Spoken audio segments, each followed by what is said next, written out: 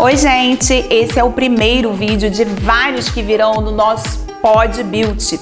E esse vídeo tá com uma pegada bem informativa, então não perde essa oportunidade, fica comigo até o final, aproveita, se inscreve e dá um like. Então, roda a vinheta, bora pro vídeo?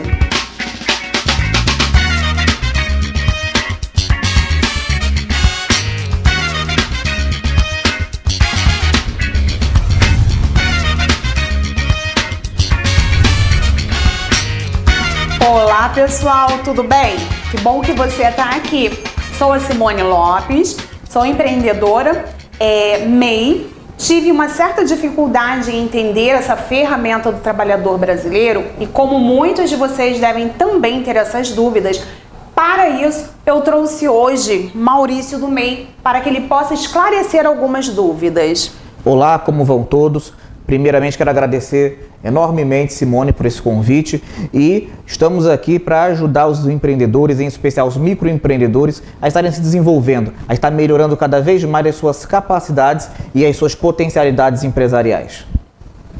Então, vamos lá. Maurício, uma pergunta que assim muitos me fazem e eu também não tive como, responder, é a questão da pessoa abrir o meu MEI e não utilizo ele. O que eu posso fazer? O que eu faço com esse MEI? Bom, isso se deve primeiramente a essa questão da emoção.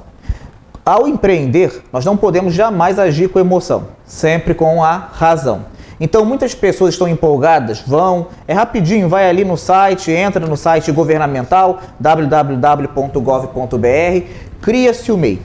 Beleza, só que depois a pessoa vai deixando para lá, larga para lá, até esquece, perde senha, perde número do celular, do e-mail que ajudou para criar o MEI, é uma dificuldade.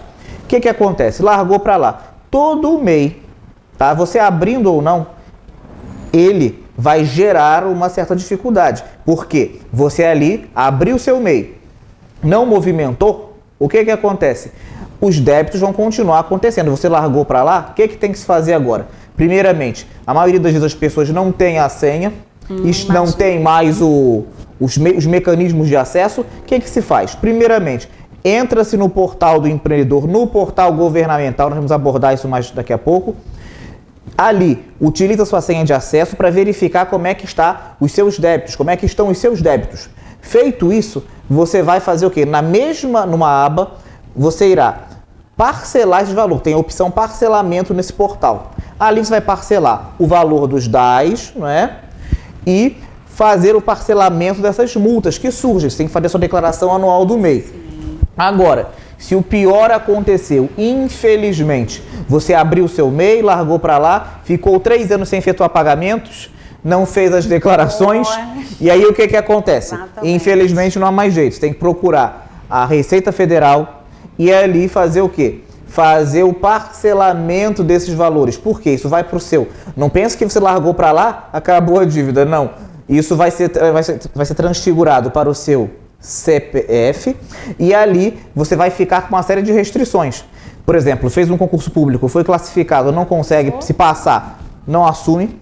Foi classificado, não assume a vaga. Abertura de conta, vai ter dificuldades, se for precisar abrir uma empresa, se precisar tirar um passaporte, vai encontrar dificuldades, não vai poder ir.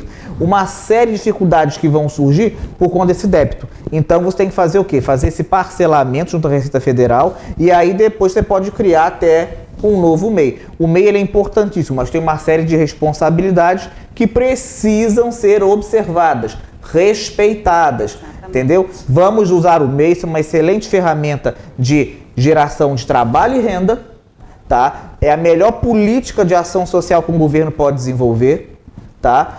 Isso é importantíssimo, porém tem responsabilidades. Vamos ter cuidado, porque que isso seja uma bênção na sua vida, não seja uma maldição. Ok, tá vendo aí, gente? Nem tudo tá perdido, é só buscar, entendeu? O auxílio, no Sebrae, como o Maurício mesmo já falou, ou no próprio portal.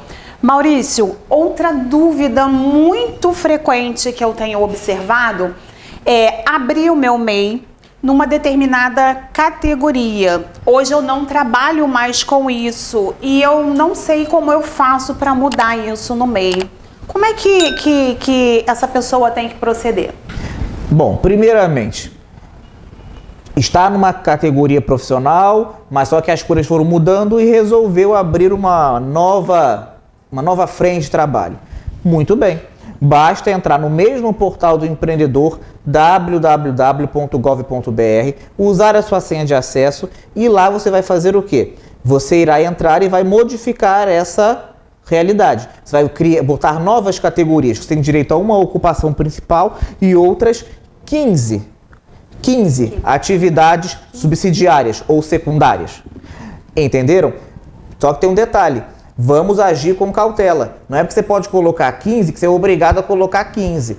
Você, ao desenvolver uma atividade, selecione a atividade e coloque atividades correlacionadas.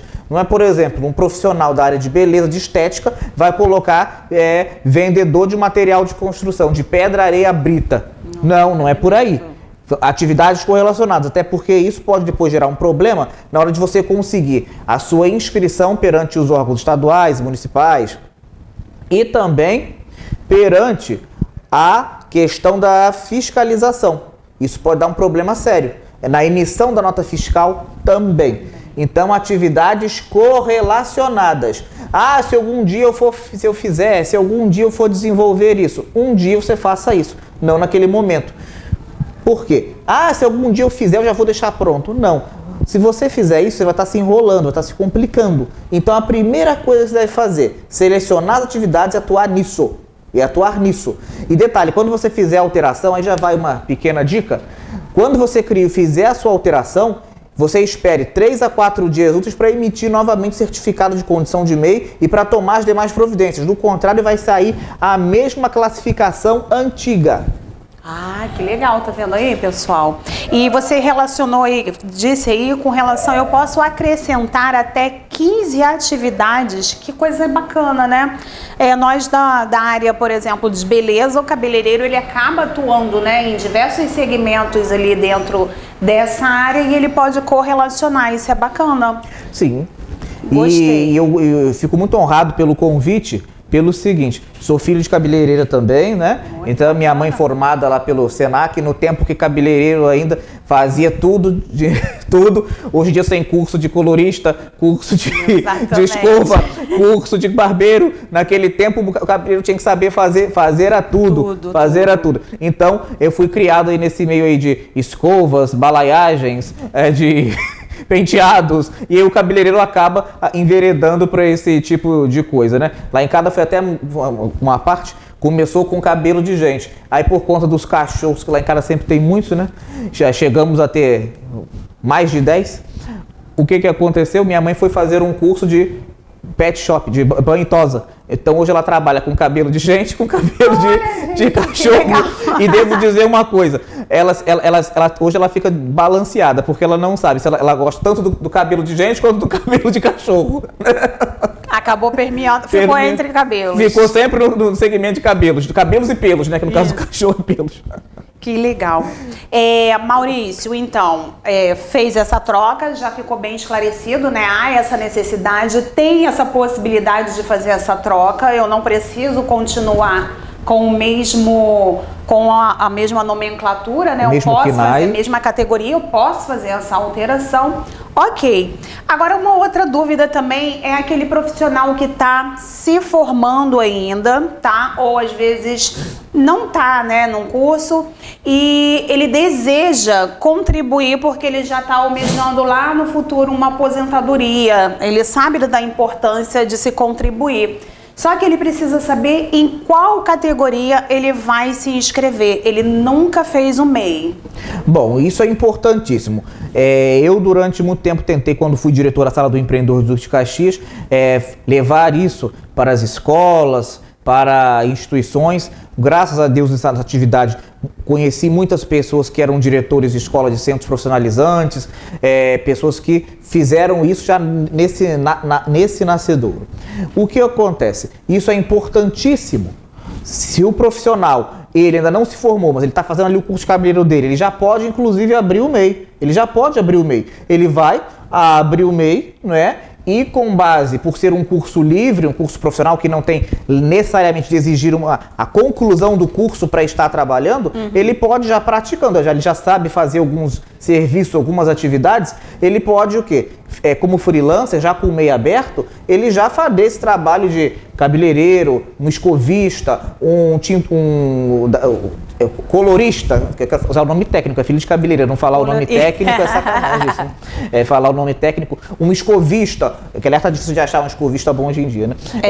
Um escovista, um colorista, por exemplo, um especialista em penteados, né? Um bom maquiador, um bom maquiador também. Então, ele pode criar o MEI, já ir trabalhando essa atividade, concluir o curso, aí ele vai com todo o vigor, com toda a força. Aliás, é importante, no Brasil nós temos a cultura do medalhão. Eu tenho o papel, eu tenho o diploma. Isso não quer dizer absolutamente nada. O mercado, seja de qualquer forma que for, valoriza os competentes. Estude sempre, o conhecimento é muito bom e se aperfeiçoe sempre, mas procure ser o mais competente possível sempre, porque a competência é que separa. Antiguidade não é posto, competência é.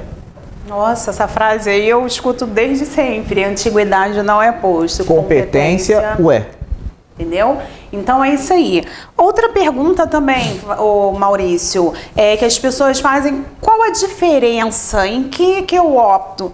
MEI, qual é a diferença de MEI? Quais os benefícios que o MEI me proporciona e quais os benefícios que um autônomo, por exemplo, autônomo, né? Entendeu? Ele me proporciona. Qual a diferença de um para outro? Bom, algumas atividades não é possível desenvolver como MEI, como algumas atividades como, por exemplo, médico, dentista e tudo mais.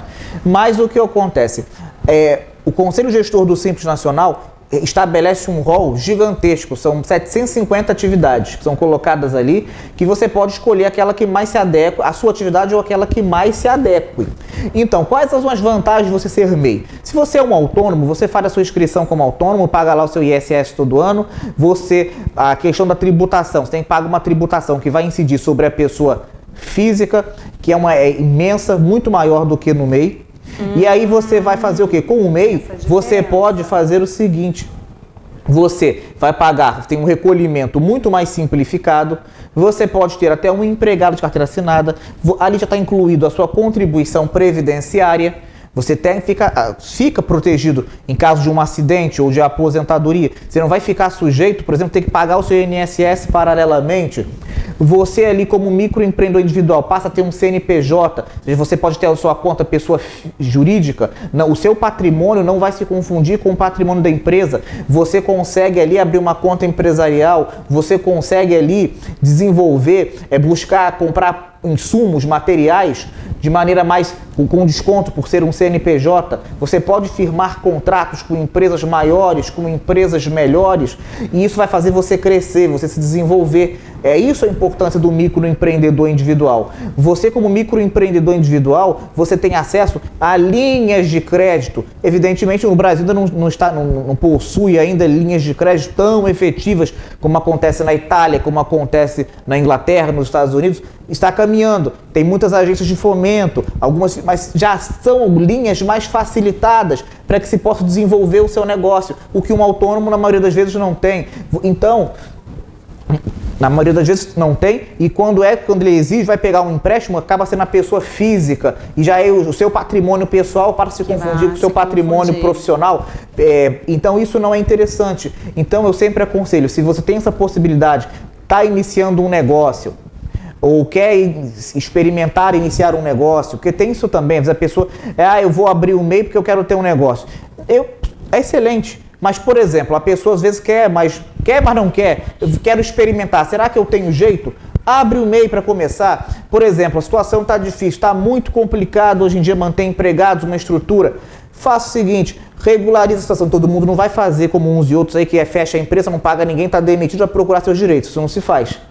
Pague todo mundo, regularize tudo, encerre a empresa e vá trabalhar como microempreendedor individual. A pessoa, por exemplo, como é um programa voltado, um podcast, voltado para profissionais de beleza, a famosa lei do salão parceiro. É complicado você manter hoje uma equipe, mais nos ramos da beleza, que são atividades cada vez mais específicas, você manter vários profissionais cabeleireiros, vários escovistas, coloristas, você manter vários designers de sobrancelha, é complicado você assinar a carteira de todo mundo, é um encargo tremendo. Verdade. Então, existe a lei do salão parceiro, você criou o seu salão, você tem a sua empresa, ótimo. Peça que as pessoas criem os seus CNPJs e vão trabalhar de uma maneira simplificada, objetiva. Não faça, e também eu digo o seguinte, os salões, evitem problemas financeiros no futuro. Todo mundo começa muito amigo, muito bom, não precisa fazer não, a gente vai trabalhar, depois de amanhã você vê que está chegando uma reclamação trabalhista contra você. Faça o seguinte, olha, você veio trabalhar para mim aqui, eu preciso de você tais dias aqui, o dia que não, você pode trabalhar onde você quiser e tudo certo, sem problema, sem nenhuma complicação. Também não vai fazer como uns e outros donos de salões, que infelizmente isso acontece, manda o cara abrir o MEI, mas na verdade o cara ele é empregado do salão, o cara tem que chegar todo dia, aquela hora, não deixa o cara tirar férias, o cara tem um período para tirar férias. Isso é um problema sério. É um problema sério. Então é segurança para ambas as partes. Ambas as partes. Como já houve casos de gente que...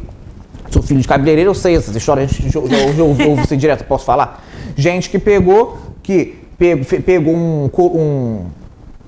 tinha um salão, fez não vou assinar a carteira não, todo mundo vai abrir o MEI para fugir disso, tentando ser esperto. Isso é pegadinha. O sujeito pegou, fez isso. Um dos cabeleireiros saiu, colocou ele, como fala, no pau, botou ele na justiça. E aí um fez, os outros dois seguiram o exemplo. Só sei que hoje em dia ele fechou o salão. Um cara que tinha 2 salões fechou o salão. E uma outra dica também importante, importantíssima.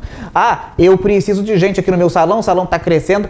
Quando vou colocar alguém para trabalhar, primeiramente, mande abrir o MEI e primeiro, procure testar, pegar referências, ver primeiramente, faça teste de experiência, porque você vai colocar a gente dentro do salão, se o sujeito pegar, estragar o cabelo de alguém, deixar alguém careca, deixar alguém... A responsabilidade é do salão, independente do sujeito ser empregado ou não. Então vou fazer o seguinte, eu tenho um salão grande, eu vou alugar cadeiras para as pessoas trabalharem tantas vezes por semana. O que ele fizer é problema dele. Dele não. Ele está dentro do seu salão. Se amanhã ou depois ele estragar o cabelo de alguém, destruir a vida de alguém, você, dono do seu... Porque alugou uma cadeira por 500, 600 reais por mês ou por semana, você vai ter um problema seríssimo. Como já teve gente que o sujeito fez isso e o dono do salão teve que fechar o salão para pagar a indenização do sujeito. Então, muito cuidado com quem você coloca, quem você aluga cadeiras, porque isso é um problema muito, muito sério. Você pode estar achando desperto e depois vai ter um problema sério na sua vida.